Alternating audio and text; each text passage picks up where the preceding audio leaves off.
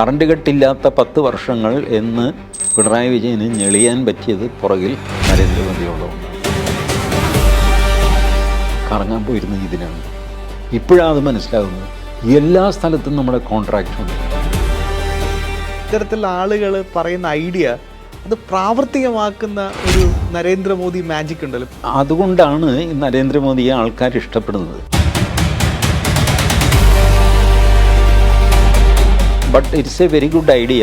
ഒരിക്കൽ മോദിയുടെ ശ്രദ്ധ അതിൽ പതിയും എന്ന് ഞാൻ വിചാരിക്കുന്നു. 2 പ്രാന്തന്മാരുണ്ട്, ഒന്ന് ഇറാനും ഒന്ന് അമേരിക്കയും. ഇസ്രായേലിനെ ഞാനത് പറയില്ല, കാരണം ഇസ്രായേലിനൊരു ലക്ഷ്യബോധമാണ്. ഇത് ചെയ്യാൻ പറഞ്ഞിട്ട് അദ്ദേഹത്തിൻ്റെ കണക്ക് ഇതൊക്കെ കൊടുക്കുന്ന ഏത് രാഷ്ട്രീയക്കാരനെ ഇതൊക്കെ വകവയ്ക്കാൻ, എല്ലാവർക്കും പോയിൻ്റ് സ്കോർ ചെയ്യുക എന്നുള്ളതല്ലാതെ കാര്യം നടക്കാനായിട്ട് ആരും സഹകരിക്കുകയില്ല. ഈ അനുഭവമുള്ള വീട്ടമ്മമാർ വേറൊരാൾക്ക് വോട്ട് ചെയ്യാൻ നിൽക്കുമോ?